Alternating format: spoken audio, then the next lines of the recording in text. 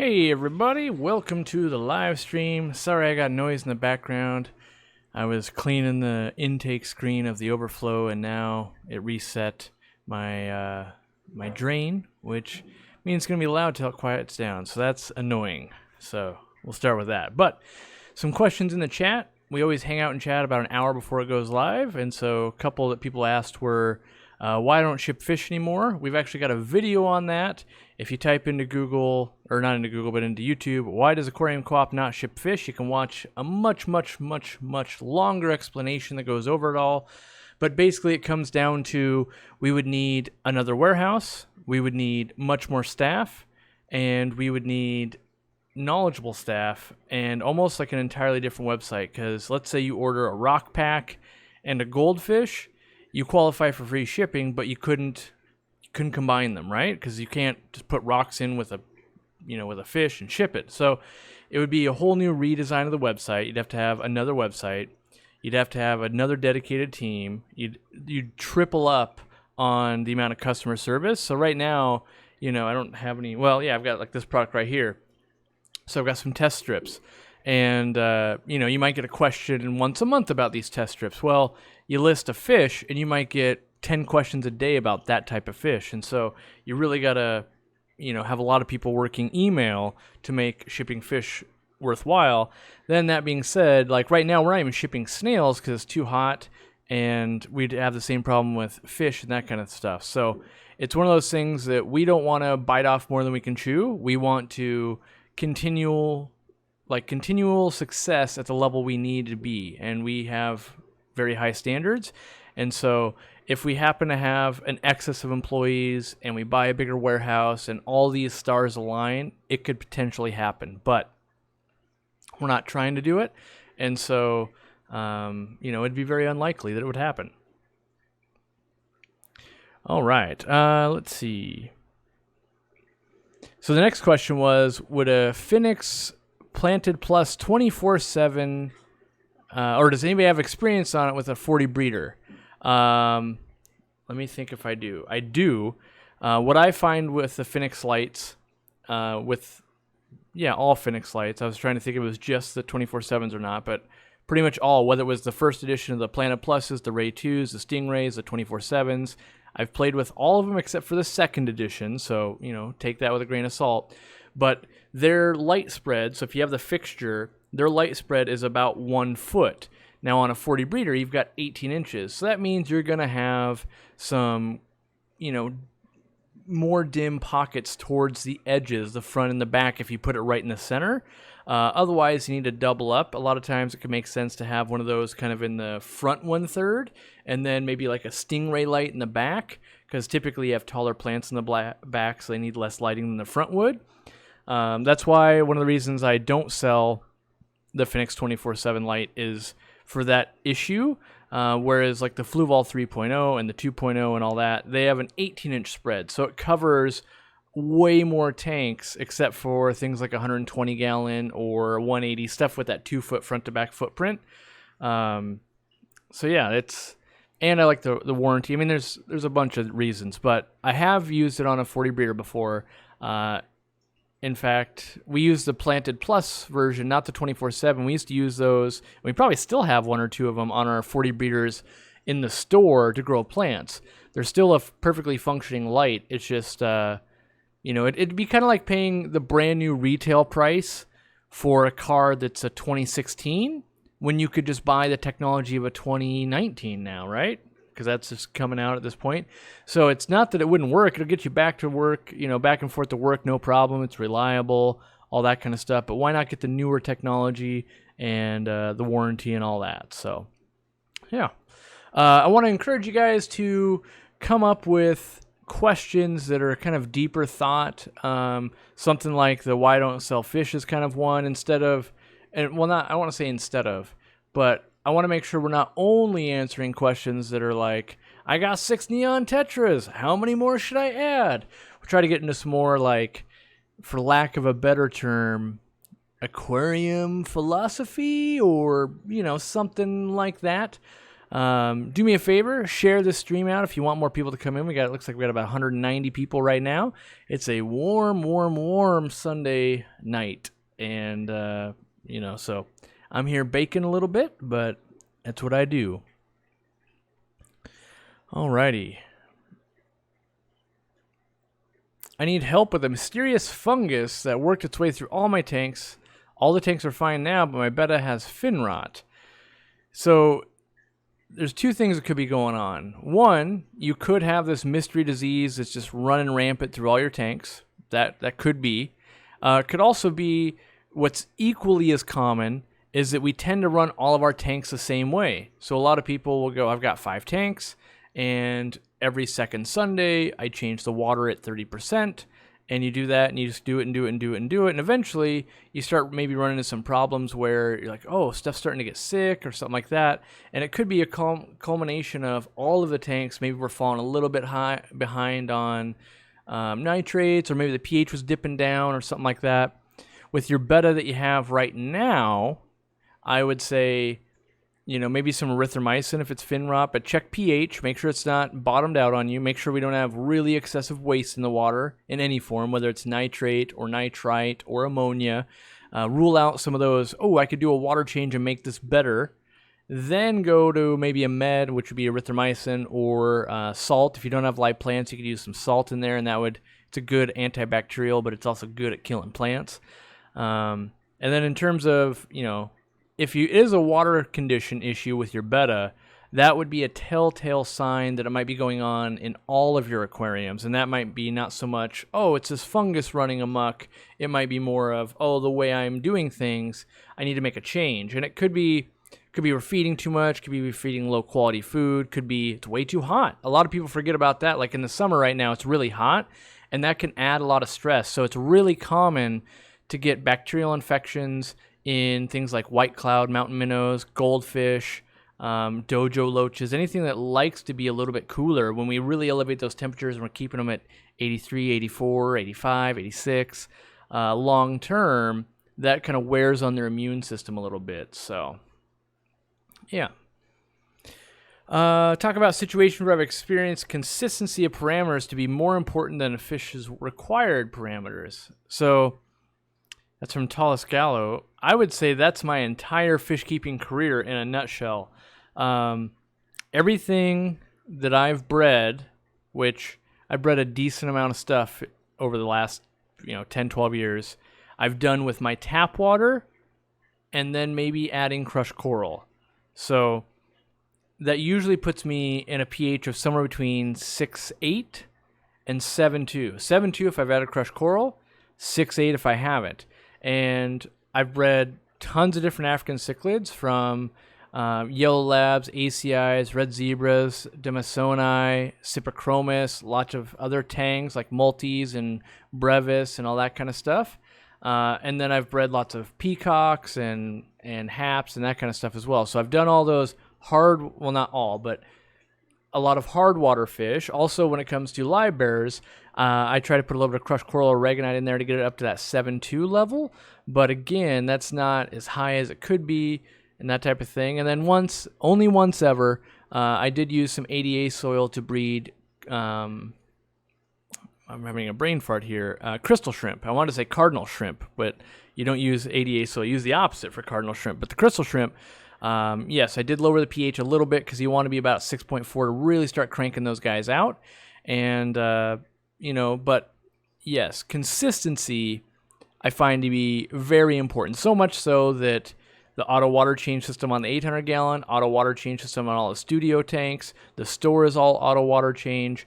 And it's because I would much rather have clean water and be able to change water very easily than have something way out of whack. Now, that does limit me to a few things. Like, I don't really keep brackish water fish. I don't really do salt water. I don't do things like the soda lake cichlid that want to be up around 95 degrees because I don't want to heat my overall water that I'm pumping in there that hot. So there is some very subtle limitations, but the reward I get is huge. It would be kind of like saying I can never own a truck, but I have the most fuel-efficient car, motorcycle, sports car, van. Like, you get all these things that are really good, but you don't get one thing. And I would say that's what the consistency does for you. And especially if you're getting locally bred fish or anything like that, it's really gonna help you. But I don't do anything special for all of the fish that come into the store. We have crushed coral at 1 pound per 10 gallons of water mixed into the substrate. Same thing I've got going on in here. You can see a little bit, like, why is that little bit of white right there? That's a little bit of crushed coral mixed into this sand. And I run everything the same, and then eventually you'll learn things that don't do well. So for instance, cardinal tetras do really well if they're wild caught or they're bred in a soft water country.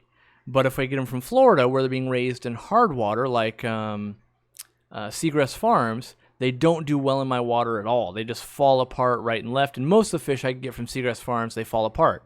Now, go to a hard water state, and those fish are going to thrive really, really, really well. So as a hobbyist and as a store, I look to keep fish that do well in my water. And so it means I just order from different places. And it really is that simple, of a fish raised all the way from birth to adulthood in soft water, and one raised from, basically after hatching out, hard water to an adult in hard water, because you can't breed some of those fish in hard water. But once they're there, and then you move them over to a different water, they can really struggle. So, kind of sourcing, figure out what your local fish store is kind of doing for water parameters, and hopefully they're real similar to yours.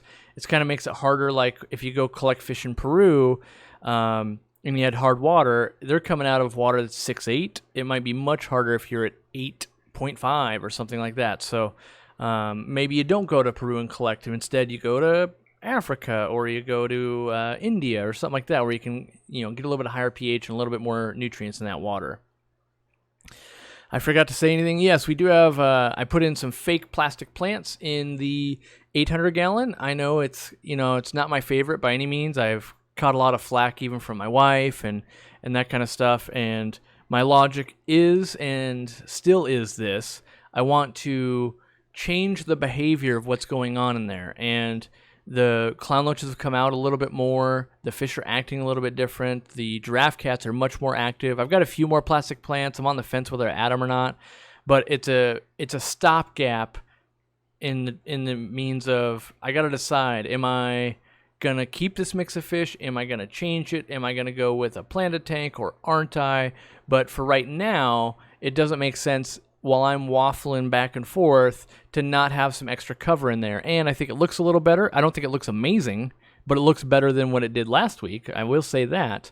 And they're really easy to pull up and out. Like if I go, I'm tired of these plastic plants, or I got to catch all these tiger barbs, you take the 7 plants out, and I can do whatever I need to. So it's just a good filler. And this also works really well if you have a lot of aggression going on in like an African cichlid tank, or any tank where there's a lot of aggression. These plants are 3 feet tall. I think Marine Land owns these plants now. It used to be a different company. They used to be called Fancy Plants, is what the company was. And now Marine Land owns them. I got them on Amazon.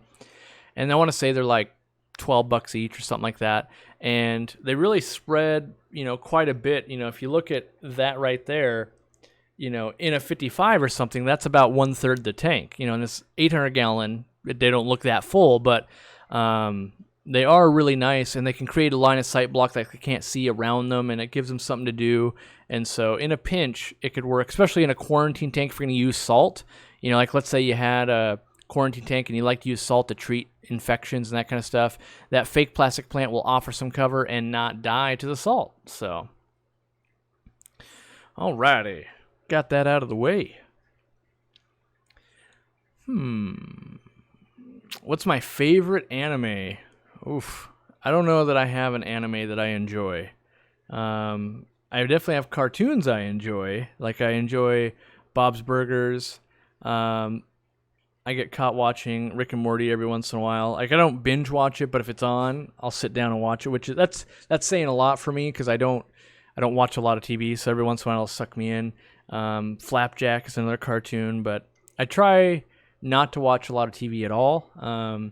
In my opinion, if I have time to watch TV, I have time to create YouTube. And if, I always feel behind on YouTube, so it's usually motivation to be like, oh, let me get back to work, because, I can either stare at a screen and watch someone else's creation, or I can stare at my own screen watching my creation, and one furthers kind of my career and what I'm trying to do, and one is just relaxing, which there is something to be said for relaxing, I will say that. What would cause a bristlenose pleco to flash?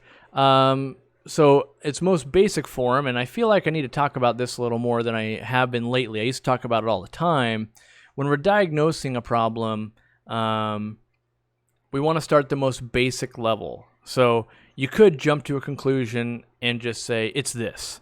But at the most basic level, when something is flashing, and for those of you who don't know what that is, that means the fish is kind of swimming along, and then I'm going to use this microphone, and so it's going to sound a little weird, but they'd be swimming along, and then they're going to rub against it. And that's them having an irritant on them, okay? So that could be that they have a parasite, could be that they have a bacteria infection, could be that they have a wound, could be that the pH is really low and their skin's burning. So it could be a lot of things going on, but it's the first step in going, the fish is doing that fairly often. We should look into why. And I would say in a really established tank, like let's say you've had this pleco for a long time, you haven't really had problems, and it's like just out of the blue, I would check pH. That's the most likely thing. Like, over time it just kind of went down with the maintenance level I was doing. If you added new fish, maybe you brought in some external parasites. Maybe if you have a heater malfunction, maybe in the winter it's really cold and ick is starting to form. But really it's just a telltale sign of take a look. Now, if it only does it like once in a while, like once a day, once every few days, it could just be like, oh, it was itchy, or it had something in its slime coat it wanted to rub off. So don't take one sign of flashing into, we got to nuke this thing. We got to get on top of it before it starts. You just want to use it as it's a sign, and then research and collect information. That's one of the most important things is, it doesn't matter if it's business or your tank or your life. Don't jump and assume. Start trying to put things together. Just go, okay, yeah, okay, maybe the water looked a little cloudy. Maybe, oh yeah, I did feed a different food last week. Oh yeah, I was out of town for the weekend. Oh yeah, I'm 3 days late on my water change. Like all these things, when you like have them on a piece of paper, you go, wow, that's way different than normal. But if you just go flashing like, oh, it's ick, and you might put meds in, so you might be adding another change on there in terms of all of those things in addition to what was already going on. You might actually make it worse. Like if the pH was going down, you might just so if the pH was going down and they're losing their slime coat, and then you attack them with some meds, maybe that's going to make it worse and just kill them off. So you definitely want to play detective first, and then once you've built your case and you go, okay, time to present my case, then you can take the best course of action. All right, I got to drink some water.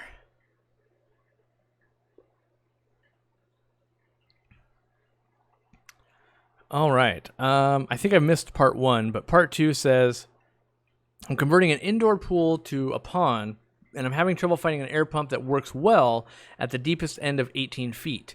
I've tried the largest Gemco LPH 200, and it did a single 2-foot stone, but not the 2 I want. You're gonna run into some problems there. 18 feet is very deep, so there's that. And a lot of times what Koi.com runs, so in some of the shallower stuff for the more remote ponds, they'll run linear air piston pumps like that. But in their really deep stuff where they're going to run, let's say, an air curtain that's 20 feet long, they're going to actually use an air compressor. Now, the problem with that is the PSI can be very high, right? So we can pump that air very deep and over long stretches of underwater hose. But if you've ever heard an air compressor kick on, that air compressor's got to live somewhere as it recharges, right? So it's going to be a very loud occurrence. And obviously, if you buy an air compressor that's, this big around and only this tall, it might cycle every 20 minutes. If you buy a ginormous one, maybe it cycles once every 4 hours. But that's the best way I know. And that's why they don't really use that kind of stuff in like ponds and that kind of stuff that the government owns. They use like splash wheels and that kind of stuff to aerate. Yeah, I don't really know of any other way to help you there. It's kind of one of those 18 feet is brutal deep. And unfortunately, like it'd be much easier to move water down that low and then, aerate closer to the top. So like if you aerated close to the top, you suck that water in, you pump that down. That makes a lot of sense. So maybe you have, you've got your water running and you've got, let's say, an overflow skimmer because all swimming pools usually have a skimmer. Maybe you put a bunch of air stones in that skimmer and that water goes and then eventually gets pumped down to the bottom of the pond and rises back up. So you might just have to re-engineer the flow pattern of your water to accomplish what you want without having to go with crazy equipment. So, all right.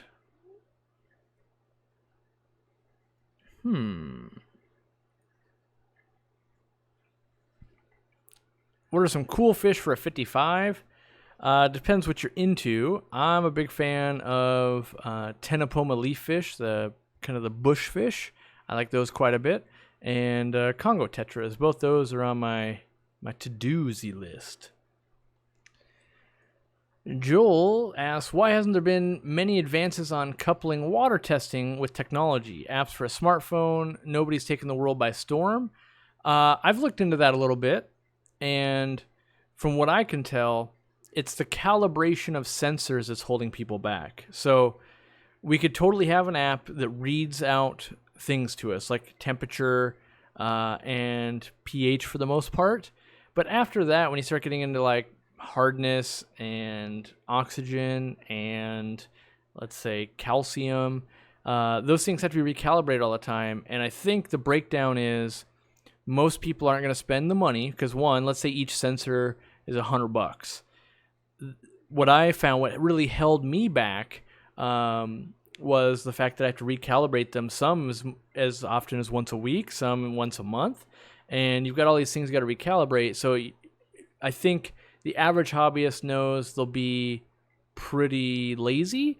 And then, so if you've got like a $500 investment and then you got an app that really only tells you a few things, I think that's the big problem. I think it's not so much the app technology as it is we don't really have the technology outside of the app to begin with. You could get TDS, that one you could do all the time. But even still, being in the water all the time, it might build up minerals. And then you'd have to clean that thing. So, yeah. Let's see. I saw some questions about Peru. Seems timely since I was there. What dwarf cichlids did we catch in Peru? We caught pistos, a few different types of pistos. What else did we catch? We just called them the happy cichlid. We didn't know what they were, but they were a dwarf cichlid. They reminded me of like Biodoma cupidos, like the Gymnogeophagus earth eater, those really small ones. We caught, I don't know. The problem is you catch stuff you don't know really what it is. So, we caught probably 10 different ones. Dwarf pike cichlid. There was some stuff in there, but nothing mind-blowing, I would say, that I can think. I mean, they look pretty cool, some of them, but I don't know if they were going to be like good aquarium fish, if that makes any sense. They might be way too aggressive. Do I have a dream collecting location? Do you know if Dean has ever run into issues with locals or corrupt police while collecting? I don't believe we've run into any problems collecting. The guides are pretty good about keeping you out of the unsafe areas. So we didn't run into that, and I don't believe Dean ran into it on the last trip. I would really like to go see and collect. Well, I guess I don't really need to collect. I'd really like to go film Lake Malawi and Lake Tanganyika. I did it for so many years, kind of breeding them and running a store.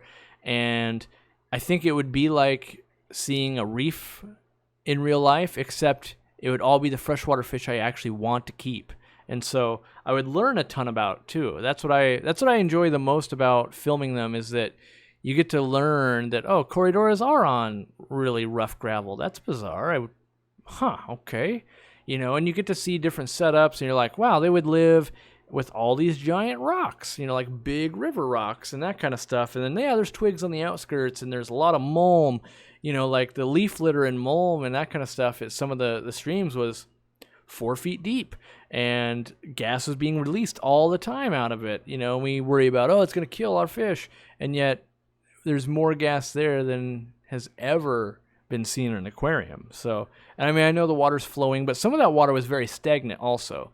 So there was a lot of different things going on, and I would love to study it more, because just because that pond got separated off from the river or the stream, do the fish make it? How hard is it on them? There's a lot of things that could or could not be going on there. So I guess we're a few minutes in. I should mention we have a sale going on this weekend. I think it ends tomorrow night at midnight, and that is the code ROCK20, ROCK20, gets you 20% off all of our rocks. We've got Cerustone, Dragonstone, Lava Rock, I think Tufa Rock, and maybe one other one I can't think of. But all those are 20% off. We have a new little banner on the thing that lets you know when it's going to run out. And there was something else. Oh, yeah, don't forget to enter the giveaway. We're giving away 5 lights. You can choose any light you want. You could choose, a $20 light, or you can choose a big $200 light. It's up to you. When you win, all you got to do is subscribe to our YouTube channel, subscribe to some other creators, and you get, points or entries every time you do that. And you get to, look at some content, and hopefully you win a light. People always go, oh, I'm never going to win, but legitimately 5 of you will win, and in the terms of contests, these are the best odds you're ever going to get in your life. You might enter a contest at the grocery store, and it's you out of, 47,000 people, whereas you enter this contest and it's you out of 1,500 people, which seems like a lot, but it's really, your odds are fairly good at having a good chance of winning. So, Lucky Schmuck's Fish Cave, he's actually one of the people to check out. So if you check out his channel and you subscribe, you get 10 entries, and then you win a light. So you go check out his content. He reminds me a lot of when my channel first started. It's kind of a guy, a camera, and a fish room, and let's build it together. Let's look at things. Let's learn. And that's why I kind of featured him on on the contest, because I think you guys, if you enjoy what I used to do and do now, I think you'll slide right into that going, hey, I like this guy. So, cures for a cloudy tank. Depends on the cloudiness. So again, let's go to what's causing the cloudiness? It could be I've got some cloudiness going on right now. I fed really heavy yesterday, mostly because I just wanted to show Jimmy how much the giraffe cats would eat, and they were going crazy.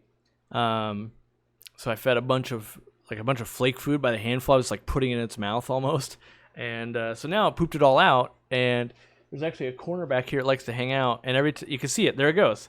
He or she is sorting through the. So, all right, let me do some explaining. You see how that fish is lower than the sand? Well, they suck the gravel through their gills, and so it's done it so much back there that all the sand has moved forward, but it's kicking up gunk over there, and so I need to change the filter pads and change some more water. So I've got a mechanical issue, or I've got particulates in the water, give me cloudy water. So water changes will help.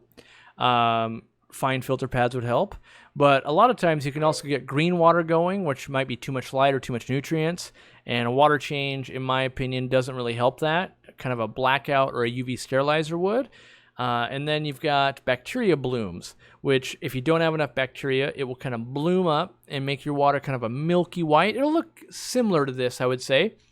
And if you do water changes there, you're just taking the bacteria out, and then it's going to run into a problem where it goes, oh, I don't have bacteria. Then it's going to bloom again, right? So you just do nothing with that one. That one's the easiest one. You just go, oh, time will solve this. So you might back off of food a little bit and just keep going where it is. And maybe after a week or two, you're like, oh, it's crystal clear again. No worries. All right. Let's see. Am I going to try out a deep sandbed substrate for freshwater? I already have done that in the old fish room. If you go watch the fish room updates, you can see I ran a tank that only had an air stone and a deep sand bed, and it thrived and made a lot of endlers, and the shrimp survived, and the plants look good. I only ran it for probably 8 months or something, though, which really, they only get stronger the longer they run. So 8 years is going to be more stable than 8 months. So, better with age, like a good cheese, I guess. Greg Jones, give me a good reminder. Any Aquatic Experience plans this fall? So that's a good point. I am going to the Aquatic Experience. I hope a bunch of you are going to come. It's in New Jersey this year. We've moved location, so join us there. I don't know exactly what I'm going to do yet. Like, I'm considering a custom t-shirt where it'd be something that we've never had before and debut that and give a bunch away. Could be I do a different item. Could be I do nothing. Like, I just show up and hang out. Like, I don't want to promise, like, you better fly out here. It's going to be insane. I'm giving away a Ferrari to everyone. And then turns out, like, it was a Hot Wheels car. So I'd rather way under-promise and over-deliver. But so far, Jimmy, myself, Joel, a bunch of other YouTubers are all going. I think we're there from Wednesday, maybe Thursday till Sunday. So we've got a few extra days. And, last year I didn't get to leave the booth at all. Well, I'll take that back. I think in 2 days I was away from the booth outside of the show hours for about an hour. And that was to eat and use the restroom.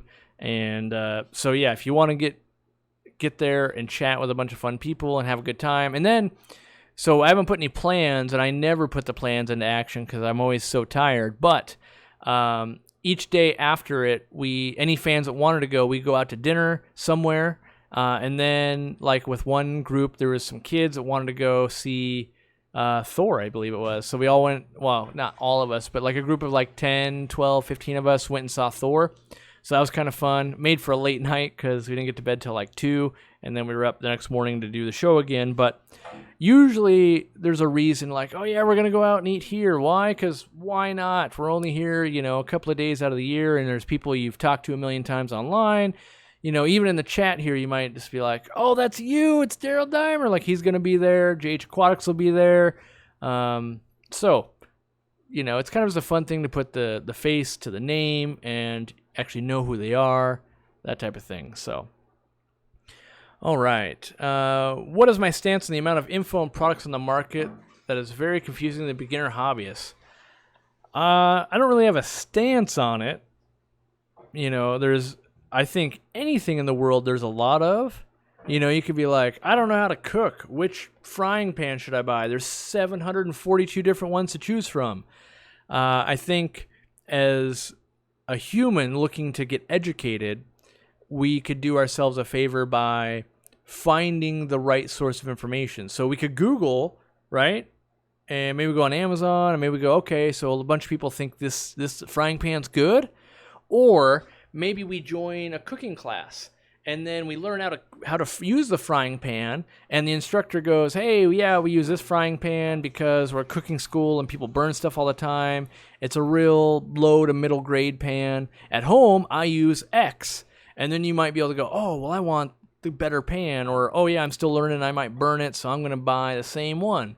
Kind of the same thing with the aquarium hobbyist, and that is find a store that can help you do what you want to do.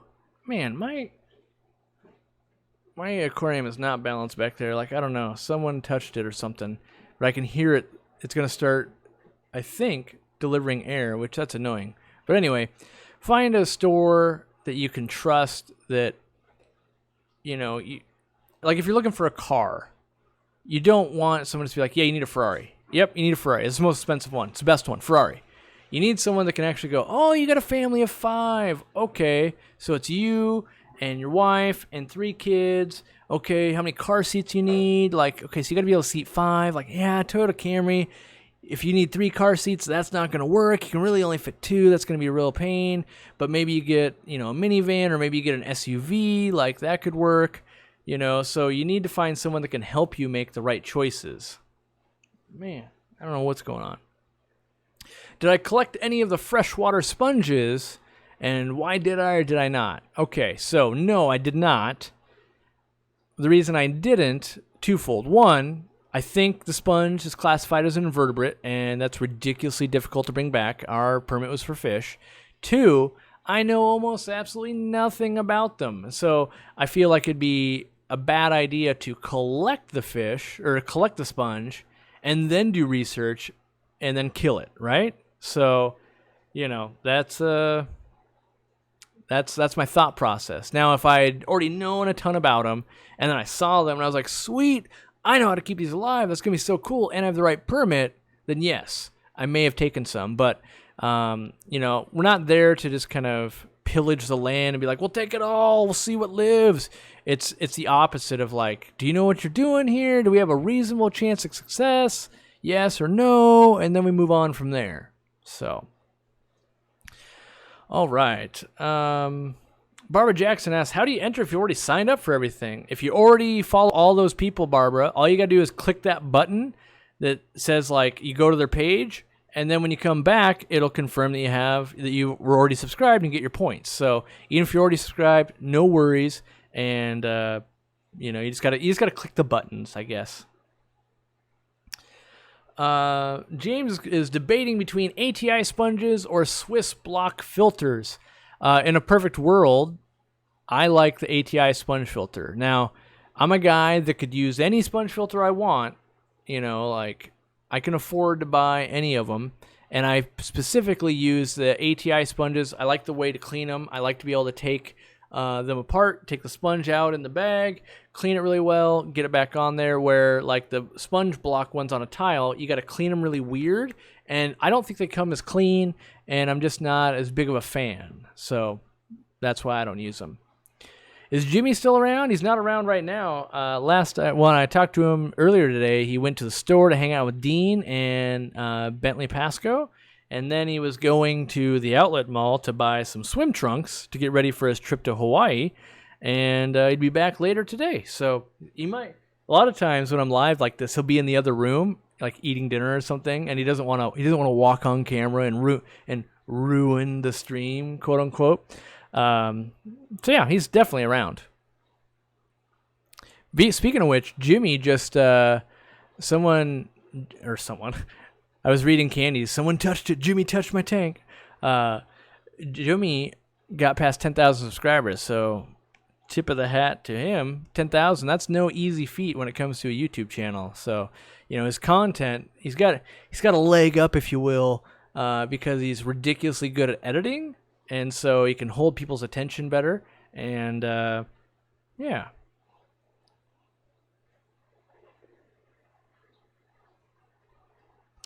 Nick asked, does Flourish work well with dwarf baby tears? As always, it's a trick question, but yes and no. So Flourish itself will work fine. It'll provide you low levels of nutrients. But if you're going to use the Flourish line, I would really recommend using like Flourish, like you are, but then Flourish nitrogen, Flourish potassium, and Flourish phosphate. So all four of those will start growing your dwarf baby tears really well. But just Flourish, it's going to starve to death most likely. I can't know your exact setup, but I would put money that if you have dwarf baby tears, the setup you got going won't supply enough nitrogen. So I would invest in a better fertilizer, or I don't want to say better. I'm not necessarily better. A more complete fertilizer, one that has more nitrogen in it, or something that might fit your needs better. You obviously could do the Easy Green, you could do Thrive, you could do Tropica's blend, you could do, like, there's a bunch of blends out there that are kind of an all-in-one, or at least that have higher nitrogen in it. And, yeah, I would go with that. Which would I recommend for a 5-gallon? Strawberry bettas and shrimp, or clown killifish and shrimp? Definitely clown killifish. Strawberry bettas are probably going to hunt those shrimp in only a 5-gallon. When I rebuilt the Mabu Studios, did you do a low-tech auto water change, or did you go high-tech? I mean, I guess it's low-tech. I don't know. Yeah, I would say low-tech. I was like, I can't think of a high-tech one, but yes, I went low-tech in that all I'm using is a carbon block filter and a Rainbird, I think, controller with solenoids. Whereas you could work in RO units and you could work in, I don't know, maybe some other stuff, I guess. But I try to keep it as simple as possible so that the least amount of points of failure, really. And I don't want to replace a bunch of stuff. And I already have pretty clean water, so. Candy says, hit that like button already. Tyler says, you're an inspiration. Cycling a new tank, what's the first major sign you can add fish? You got a Flu Wall 3.0 light. Is it good enough for a 40 breeder? Definitely good enough. I would say it's a great light to have. For me personally, my sign to add fish is when I grow algae. If I get some algae growing, maybe some brown diatom algae or some string algae, something like that, when I got that going on, then I know it's time to start adding some fish. Affordable 24-inch lighting option. So it depends on what you're trying to do, Aaron, but I would say, in my opinion, the Finnex Stingray is affordable.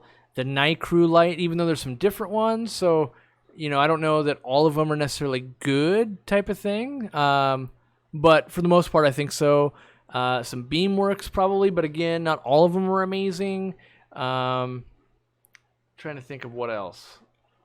Probably one of those. I wouldn't go with like a Marineland or like an Ecotech. I don't think those are cheap enough to really and be good. Like, but it all depends. Like if you got just a cichlid tank, almost any light, you can get a light at Walmart pretty much.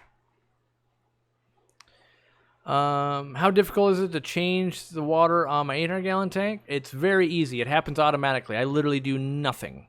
So I sit here, and it will automatically. It's actually changed water a couple of times in the background during the stream already. So it's part of that sound, but something is different. Like I messed with the intake screen, and it set my flow, my Herbie drain system. It's off a little bit, so it's making sound. So as soon as I know this, I'm gonna fix that because that's annoying, and do what I can. Cody says, I've got some Stargini repens that I got off your site. It's growing great, but should I trim the old leaves and replant new growth, or just let it do its own thing? If you don't do anything, it kind of forms this hedge. So like right now it might be this tall, but it starts getting bushier and bushier, and most people definitely trim a bunch. You know, you get some of those like curved scissors and kind of just go at it. Because what'll happen long term is it'll start shading itself out, and it'll start like, I guess, almost trimming itself as it rots off because it's not getting any light, and it'll look really patchy. So most people get in there and trim themselves just to avoid the whole kind of going, oh, geez, that doesn't look so good moments that it has. It can go like real boom and bust on you. I was wondering about Camellanus worms. I have a community tank and think we have them. I've also got 14 fry. What do we do with them if the worms are there? You need to treat with levamisol. I recommend going to selectaquatics.com, and you can read the instructions on what to do. You can buy the medicine there. The medicine will be fresh, and that's who I recommend. You might be able to get it at a local place, but a lot of times a local place can be out of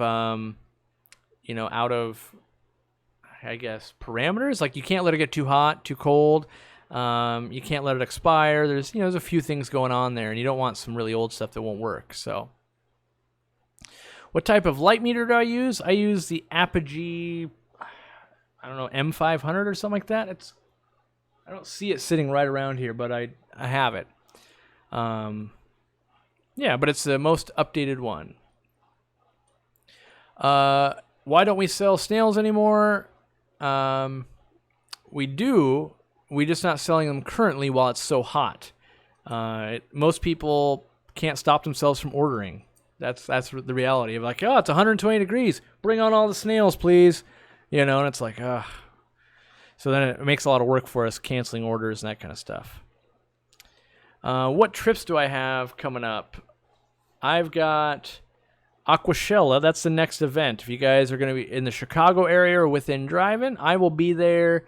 I think I land Friday night, so really it's Saturday all day, Sunday all day, and then I fly home. So Aquashella, it's a freshwater and a saltwater event. It's the first year it's being done. There's a YouTuber booth there. I know Creative Pet Keeping will be there, Coral 12G, Flip Aquatics. I know there's more, but I don't know them off the top of my head, so I apologize in advance. I think AquaPros is going to be there. Maybe? Yes? I think. So that's the next stop. So that's 18th and 19th. I fly home the 20th. On the 22nd, I fly out to Germany, and we're going to go visit a bunch of fish stores and that type of stuff. So I get back the 29th from that. I think the first, second, third, I go on a family vacation. It's just like a local, I think we're going to be at a cabin or something. I don't even know. The family's going to be there for a week, but I can only be there for 3 days, because then on the 5th, I think? Yeah, the 5th, I fly out to Minnesota. We're going to be at the Twin Cities Club, and I'm going to speak there on not on Maboo Puffers, but on Puffers. And I think it's going to be a kind of a get-together either that night or the next night, something like that, so stay tuned. Like, do research into that club. Like, they'll be able to put it together for us. So then there's that. That puts me in early September. And then I've got a few weeks off. Late September, we're going back to China for SIPS, which is the China International Pet Show. It's going to be a huge thing. I want to say there was like a guppy event with over 1,000 guppies. There's the discus competition. There's the arowana competition. There's all the manufacturers. There's a bunch of crazy stuff going on. And we want to go back to the fish market and film. So there's that. And then that's like the last week of September. So then it's the Aquatic Experience, which is October 18th, I think. Maybe don't hold me to that, but it's somewhere right around there. We do that, and then I'm done traveling until December, in which we take our 1-year vacation, my wife and I. We take a week off and, try to recharge for the next year after, because it gets a little crazy after Thanksgiving. We do that big sale. It gets a little crazy. We try to recharge, do Christmas. And for me, it's recharging before I got to do all the tax stuff. That stuff is just brutal. So, yeah, a lot of traveling coming up. Is there a budget way of getting CO2 in your tank? Wacky Mo Show. Look up the DIY CO2 method. Use sugar and yeast. And when you combine that, basically as it combines, it makes CO2, and then you can put those bubbles in the tank. We actually sell a kit online. If you go to our website, you can buy a kit, which is basically, it's like a bottle. It's the yeast and the sugar. You add water. It's also got the bubble counter, and you could start with that. And then after that, you could make your own sugar and yeast if you wanted to. I mean, you can definitely do it yourself, but you got to DIY it. So up to you either way on that one. Okie dokie. Am I going to visit Panterei in Germany? I have no idea. There was a laundry list of places we are going. I have no idea. The only one I can remember off the top of my head, I think we're going to Dietzenbach, which is a wholesaler. I know we're going to a bunch of other places, though, but I, for the life of me, cannot remember them. So the answer is totally maybe. Have no idea. So, yeah.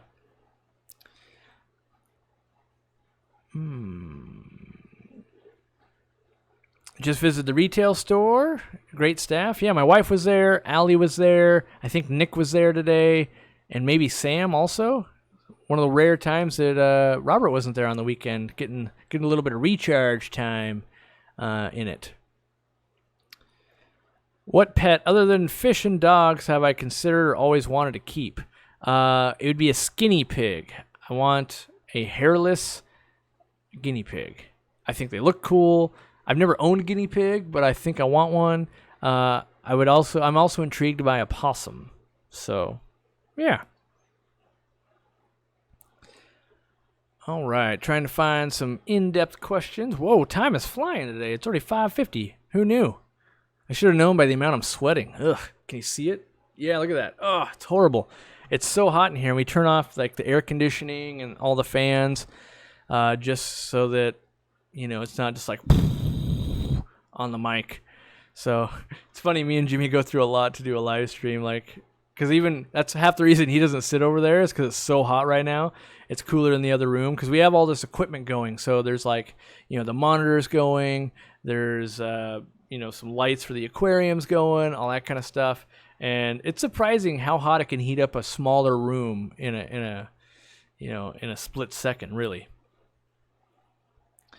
Can you keep killifish with angelfish? Some of them you can. Splice mister. The ones I would do would be like the golden wonder killies that get pretty big and hang out at the top. But yeah, I would say there's a few you can. I would say the more hardy ones.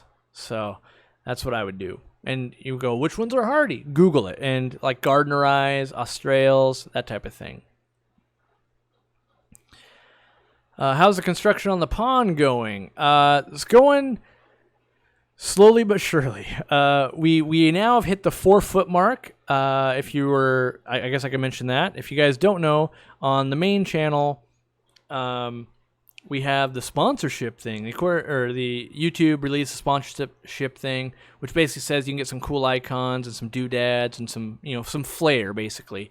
And it allows you to post some behind the scenes things on the community tab, which if you're not hanging out on the community tab, you are missing out, because I post a lot of stuff to community tab. But I posted a picture there. We are now 4 feet deep, and we had to use a jackhammer. It got to the point where we tried using a pickaxe, and both Joel and I, it was basically bouncing off the hard pan. It was so hard, but we got a little jackhammer in there, and boom. It wasn't easy, but it got through it, and it took about 2 more days to get that last foot to 14 inches out of there. So now we're at 4 feet deep, and we're gonna build the wood part, the wood framing. And once we have that wood framing done, the minute that's done, I'm remeasuring and ordering. And I want to make sure that we're right, because I don't want to order. The goal for the pond is to be 6 feet deep, right? And I don't want to order a 6 foot deep liner, because I'm having the liner custom made, so it's gonna be made to be square. They basically fuse it together and that type of stuff. And so I don't want to be off by I was off by 4 inches after we forgot we were gonna put that in there or something like that. So waiting to get all the wood put in and done, measured, order it perfect up so it's ready to go, and from there it should go very, very quick. But the heat and the traveling is what's been slowing us down. As you know, I've been to Peru. I've been out of town. Joel's out of town right now, and he's my guy to help me with these projects. So, he gets back, I think, on Tuesday. But I'm not sure that we'll have any chance to work on it, so we'll have to see. Someone says skinny pigs and guinea pigs are different, for the record. I was unaware of that, so that's good to know. I've researched skinny pigs. I always assumed they were a guinea pig. The more you know. Describe my dream greenhouse. I think I don't know how big. That's the thing. It's I've never had a greenhouse yet, but strolling in and seeing fish getting hit by sunlight is my dream. I've thought about, so you can see right here, these are big barn doors that open up. I've thought about building a greenhouse onto this that you could just walk straight out into. And I don't know if it would necessarily be aquariums or if it would be ponds or a mixture of both, but keeping fish outside and letting the sun rays hit it and seeing it at night, and letting bugs in and doing all the fun stuff that I like to do outside, but not getting rained on. And the big goal with the greenhouse is to extend the season. Like right now, I've been so busy. If I'm on it, maybe I get fish out in June, and then I got to bring them back in September. I would love to be putting them out in May or late April and bringing them back in October, like getting those. Or the ultimate dream for me is picking species that could live year-round in the greenhouse, and not just like white clouds, but maybe I get some goodeids that would go year-round out there, and so I could have a fish room outside as well as one inside, and it'd be different fish, it'd be super cool. So that is the ultimate goal. I don't know how big. I don't know a lot about greenhouses. I mean, I've been in them, obviously, but I don't know what paneling, what kind of ventilation do I need or want? Do I need a concrete floor? Or could I just have wood? I don't know. But if I ever get serious about it, I'd probably do a lot of research, because that's what you do before you spend a bunch of money. What's the best way to light shelves in a fish room? I would just use some LED lights. I would buy the roll of LED lights you can buy on Amazon. I would just buy some of those bad boys. They're pretty cheap, like $25. You can change the color, do whatever you need to do, and yeah. Bob donating $20 for whatever need is the greatest. Thank you for the stream. Very informative, enjoyable. Well, I thank you, Bob, and I did see that you were a sponsor of the channel. I do appreciate that. Yeah, I don't know where the money is exactly needed the most today. You know, like, I don't know where exactly that $20 is going. All I know is that every month I'm trying to do good things. You know, that's my goal. Is like, what am I doing? Like the contest, I wanted to highlight some people. You know, I don't know what else I'm doing yet, but there's always a need for money. I basically look at it and go, do we have the money to pull this project off right now? No? All right, can't do it. Oh, money, we're doing good? Okay, let's do that.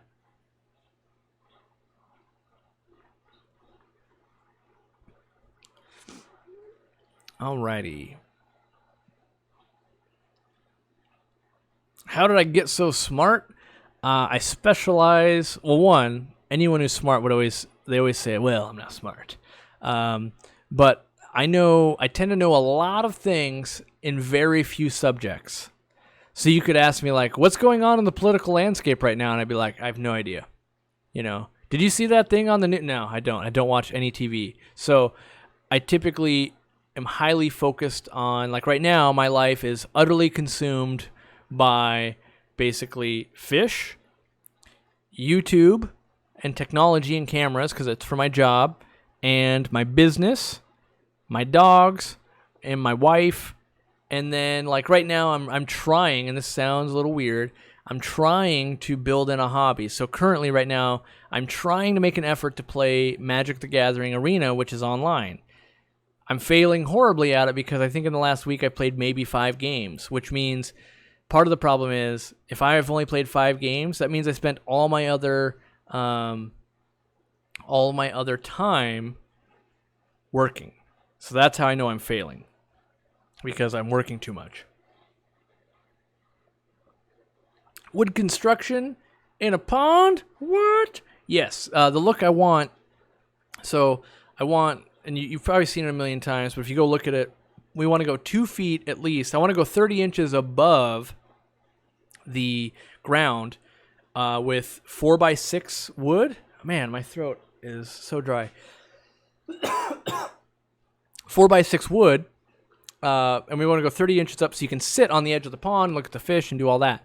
Well, we got to go at least a foot down, or not at least a foot, but at least 1 4x6 down into the earth so that the water above doesn't push on the wood out, right?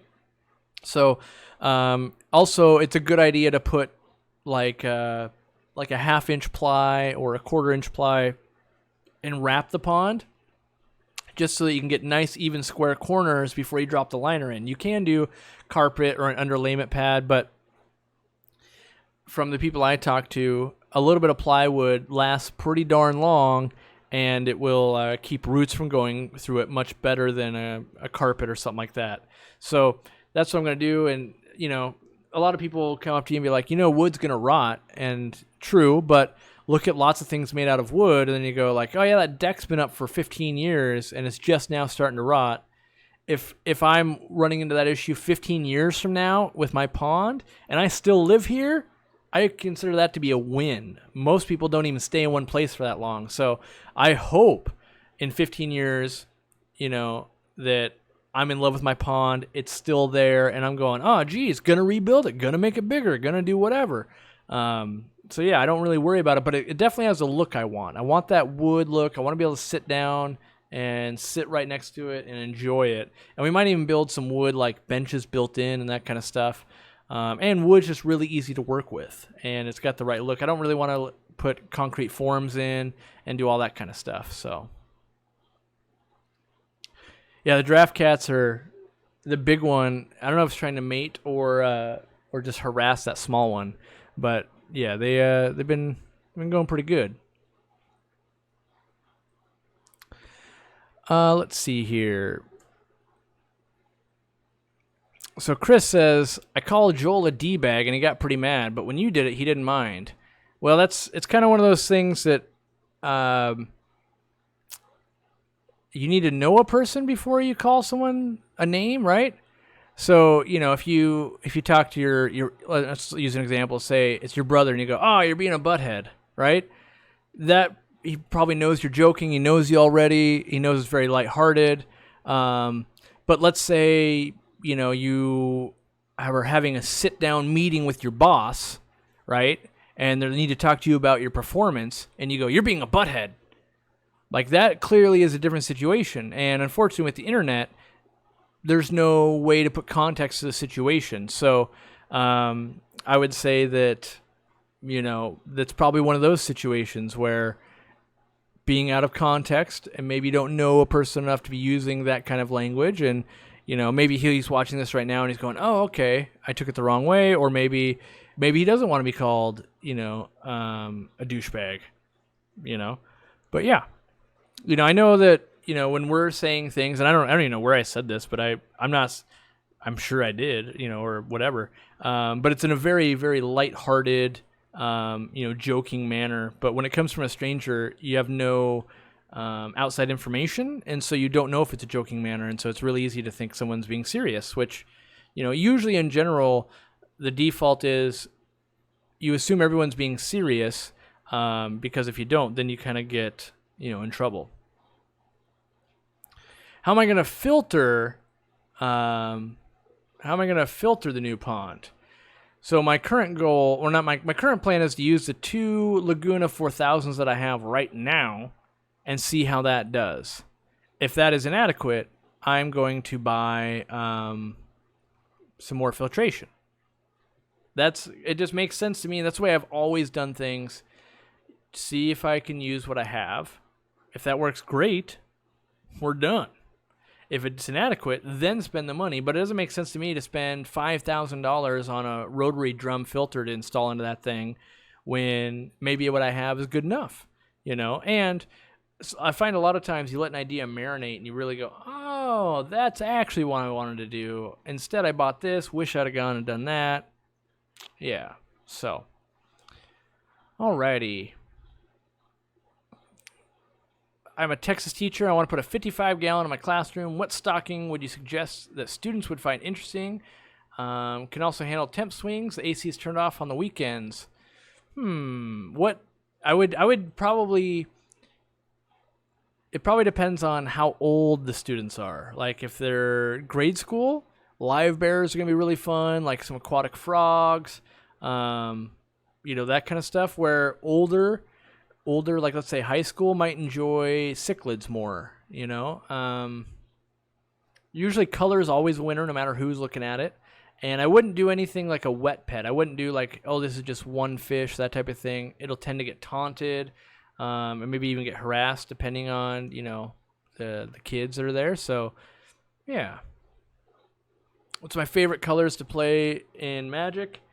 I'll play just about anything, honestly. I have an affinity for red and blue. I like to play control decks mostly. I like to be in control of what's going on, slow the game down a bit. But, yeah. Did I bring back any wolffish from Peru?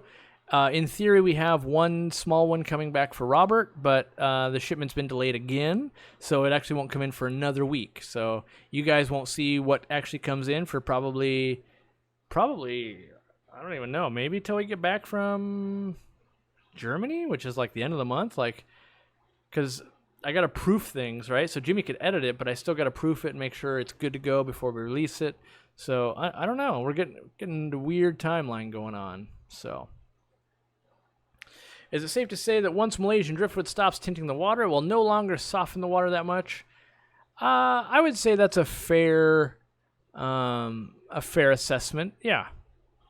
Are pacu fish good for noobs? They're a fish that I find to be very easy to take care of.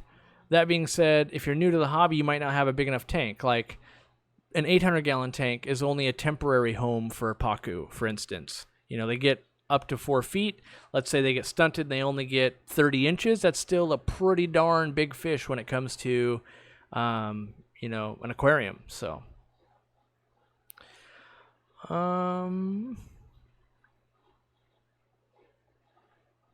I bought an Aquasky 2.0 light after your review and showing the app. Wondering if you elaborate on red, green, blue percentages that you find best. So I didn't review the Aquasky, I don't believe. Maybe I did. Yeah, the 2.0 I did, yeah. So I'm trying to figure out the question. Elaborate on red, green, blue percentages that you find to be the best. For me, I just crank everything up to full. Really adjusting those colors is for your visual preference. When it comes to plants seeing spectrums, they see green the least amount. Our eyes see green the most, so that's counterintuitive. They see blues and reds better.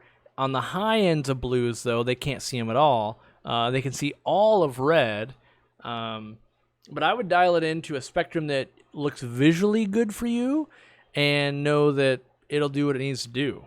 That's mostly what that's for. It's not really for, if you really crank up the red light, it will make red plants look more red, but that's just visually to your eye. The plant itself actually isn't more red. So, any tips for keeping bamboo shrimp? Definitely. I want to feed a powdered food every day. So, like, take the powder from Rapashi or Hikari First Bites or like Micron food, anything like that, and get it into the water so it keeps going around so I can filter it out.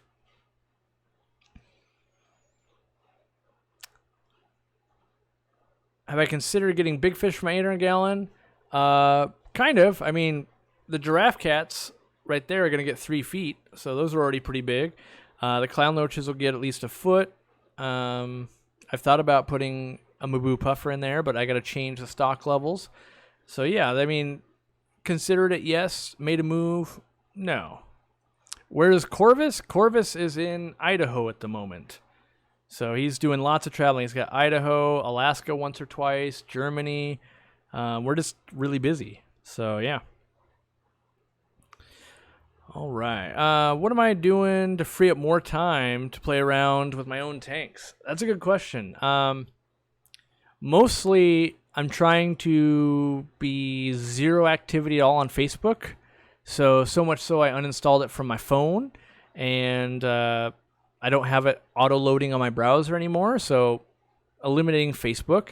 I'm trying to offload work to employees, so I still do all the ordering of dry goods and a lot of the fish, and I'm slowly trying to delegate those responsibilities to other people. The problem is I've done a little bit of that, and today, like, instead of taking some time off, I go, ooh, I found some free time. Let's work on the website. So that's why I got that new countdown counter and that kind of stuff going on. And so part of the problem is I do really enjoy my work. I really enjoy the technology side. I enjoy numbers and all that kind of stuff. So when you ask me, like, what do you want to do? It's like, I kind of want to do that, even in my downtime. But I realize for my brain and everything like that, it's actually good.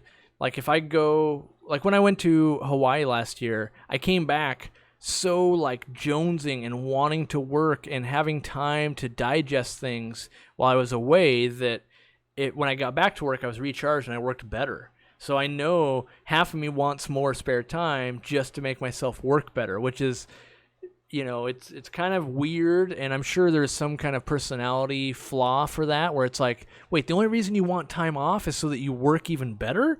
Like that's probably not a healthy thing, but it's part of it. I did make some steps towards it this week. We went and saw a movie, my wife and I. We went and saw Deadpool 2. I can't say the word 2, apparently. Deadpool 2. And, because it was like the other options weren't so good. It was kind of one of those, I guess we'll go see that. We went and saw it early in the morning. And then I went to a birthday party yesterday, a 2-year-old's birthday party, kind of friends of the family and all that kind of stuff. But even then, it was emergency at work. I had to go in there first, so I got to the birthday party later. But I'm just trying to make active steps towards taking more time off. And it's not, not taking, time off from YouTube or anything like that. It's just all the extra things you guys can't really see going on. That's really what jams up time, I guess. So, yeah.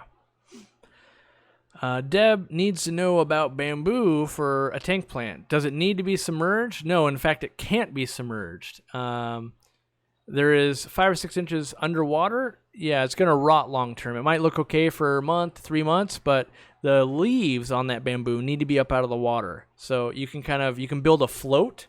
I don't have any styrofoam kicking around. Wish I did, but you take a piece of styrofoam. Let's use this piece of cardboard as styrofoam, right? cut out a section, pretend it's styrofoam, so you've got a circle, then poke a hole through the center of that, put your bamboo through it, and then that styrofoam will float and put it through like the back of your tank, and as it grows taller, you can keep moving it down. Eventually the roots will touch down into the gravel and feed really well, and then it'll keep itself going. But that's the best way to grow them long term. So, let's see. Do I find myself happy with my tanks, or am I always looking ways to change or improve them in some way? No, if I was being honest, I would say I'm unhappy with all of my aquariums because I don't have enough time to even make them close to what I would make them. Yeah, so I've got lots of fish. I've got the money and the know-how and the stuff to do what I want to do, except I don't have, well, it's not that I don't have the time. I'm not making the time. You know, I always, you know, when I'm diagnosing the problem, if you will, it's like we all have the same amount of time in the day, right? So I am just not making it a priority to work on my aquariums, even though it's something I want to do. I'm not doing it, and so I've been thinking about that a lot. And I think the way to pull it off is I need to not film them. So I need to make changes to my aquariums, but not film them, because when I film them, that becomes work. And you know, like I didn't film putting any of the plants in. I'm going to add some more fish. I probably won't film that because it kind of ruins it when you're like, okay, hold on, let's get 4 cameras out. All right, Jimmy, let's work on this. Let's get mic'd up. I got to get the mic sound check. Let's get that going. Okay, we're good. Let's start filming. Okay, we got to get another angle. Let's do that one. Like, that's a way different experience than just like, oh, my hands are in the tank just doing what I want to do. And then maybe I show you 6 months later and go, hey, look, I did a thing. Check it out. A thing happened. So that's what I want to do. I spent some time looking at goldfish last night. I was looking at Dandy Arandas and East Coast Ranchu, and I want to set up a goldfish tank. And so this is a perfect example, actually. I'm paralyzed by the video I want to make. So I know I want a goldfish tank. I've been wanting one for like 6 or 8 months. I own the tank. So I've got the 270-gallon aquarium that we bought, right? Well, it needs to be buffed, right? But I want to make a video about buffing the aquarium. Because I don't have time to buff the aquarium, then I'm not getting the goldfish. So we got to build a stand. I want to film that. I want to do all those things, right? So half of me is like, maybe I should just give away or sell that 270-gallon tank very cheap and pay like the custom builder to build me the tank I want. And it's like, it'll cost me way more money. And yet next month, right over here, and that's where I want it, right over here, I want a tank full of goldfish. I really want to enjoy that, right? Like, but it's been 6 months and I haven't enjoyed it. And I don't have a problem with working. Like, I already like working and stuff like that, but I'm not real motivated to be inside of a tank that's a little bit, like the openings are a little bit too narrow, so it's going to be really difficult on my body to get in there and buff them. Meanwhile, I got to film it and talk about it and do all that kind of stuff. Or I could just do what I do every day, and that's, you know, look at the spreadsheets, do the numbers, ship stuff out, make videos, all that stuff that I enjoy doing, and buy the tank. But I'm really conflicted because, like, right now I have a 270-gallon tank I paid like $500 for, I think, or something like that. But a 270-gallon brand new is probably $5,000, right? And so it's like, that makes no sense. That makes no sense, except what if it's another 5 months or 6 months or another year before I set up that goldfish tank and I don't get all the enjoyment and you guys don't get to ever see it? So it's it's a constant struggle in my mind. Do I make this video or do I set it up? You know, and so, you know, one of these days I just got to pull a trigger one way or the other. Get out there in the heat and just dang near die to buff it out, or order something up. You know, it just needs to be done. And I really want to do goldfish. I miss them. I strongly considered making this a goldfish tank, but I'm not sure that I need an 800-gallon filled with goldfish. Like, you don't gain anything from that. Like, if I have a 300-gallon filled with goldfish, I feel like that's every bit as cool as an 800-gallon. Whereas, like, I can't put, like, and the reason I don't is I really like these giraffe cats. I can't put those in a 300-gallon. They won't live there very long. So they do need the 800 gallons. So that's kind of the way I've been thinking about it. And, I have a really hard time spending money, even though as a company it makes sense. It makes sense as advertising. It makes all this sense, but I don't think in my mind, it doesn't make sense as like a hobbyist and stuff like that. It's like, I'm not comfortable with the success and spending that much money on something like that. It just doesn't. I don't know if it's ever going to sit well with me. Like this tank still was a crazy amount of money. I still love it, but it's still a crazy amount of money to get it. So yeah, it's a struggle. So, all right, guys. Well, I'm sweating a lot. I really want to turn these fans back on. My wife might even be home. We might get to eat, so that'd be nice. Have dinner. Yeah. Ooh, here's this might be hate. Hold on. Since a couple of months ago, I've been noticing like Cory seems to be fed up with YouTube, with filming the same things over and over, filming everything. No, it's the opposite actually. We've found what works, and because I like to be efficient, we keep filming what works really well. So, for instance, people were angry that we didn't release the Peru video number 3 today, right? Well, less than half as many of you watched Peru video number 2 as you did Peru video number 1. So it makes more sense to offer a different video and then see if you want Peru video number 3 next week, right? So you got to kind of think of it as like, let's say the videos I make are chocolate ice cream, right? And you ate chocolate ice cream and it was delicious. Then the next day you had chocolate ice cream again. By the time I offer it to you the 3rd day in a row, you might be like, I would really love some mint ice cream, right? So it's one of those things like, okay, so I got to offer you something different. But then 2 weeks from now, oh man, chocolate ice cream sounds great again, right? So it's a game of that we're playing. And I would say we probably haven't had as much fun with YouTube as we're having right now ever. We've got the best equipment we have. We have the most skills we've ever had. We're getting to see some of the most incredible things we've ever done. In terms of like getting motivated, if you've been, well, I guess I think we've seen, some of the videos, like the new studio. We've got a new little studio over there that I'm working on. I'm super passionate about that. It's super fun to build out the new studio. It's going to be the new backdrop for a thing like this, and doing some other videos and having a bunch of fun doing that and dialing in the sound really well. Like that's fun to do. And so I would say we're having the most fun we've ever had making videos right now. But you can go and like a great thing, and I wish I could make every person on YouTube watch this, and that was if you watch PewDiePie's video about kind of YouTube and the way people use it and that kind of stuff. To sum it up, basically, you find a YouTuber and they're doing something you find interesting. You then watch them a ton, and then eventually you get bored of it.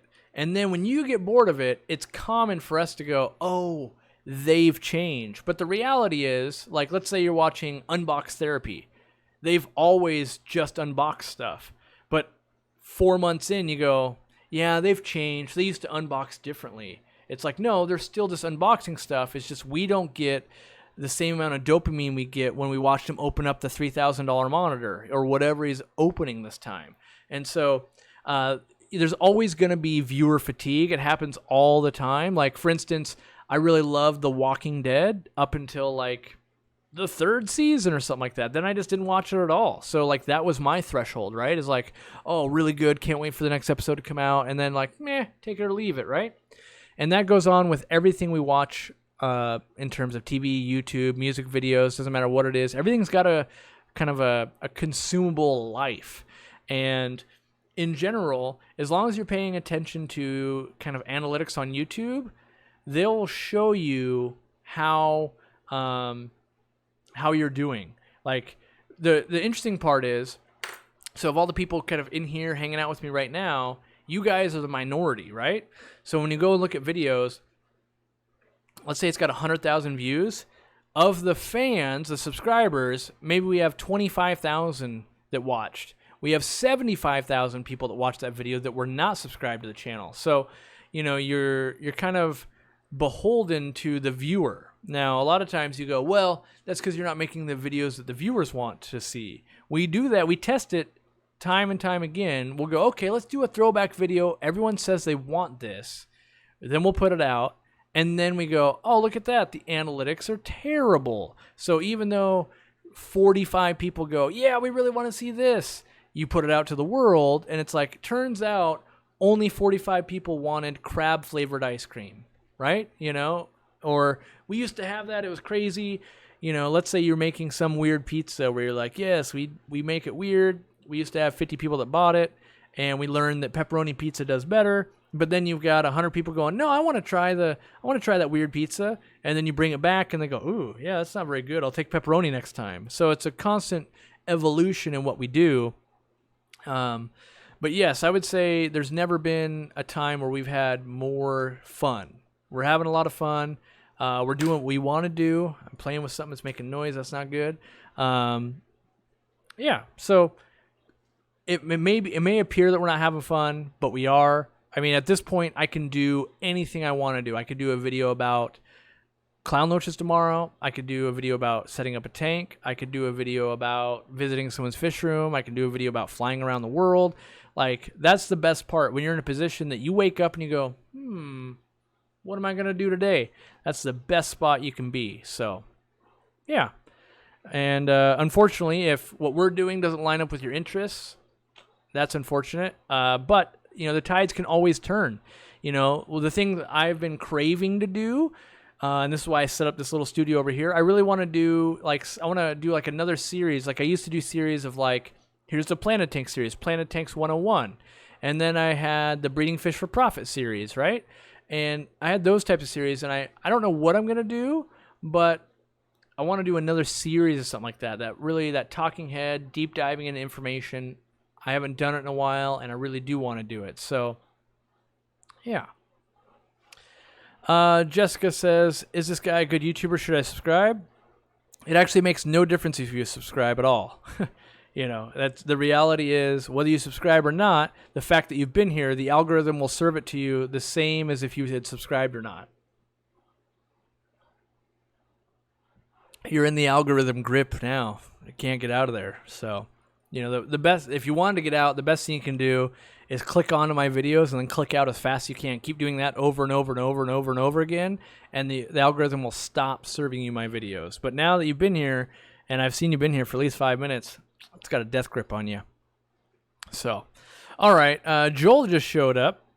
So howdy, Joel. I don't think you're back in town yet, but I'm calling it because it's been over an hour. It's hot.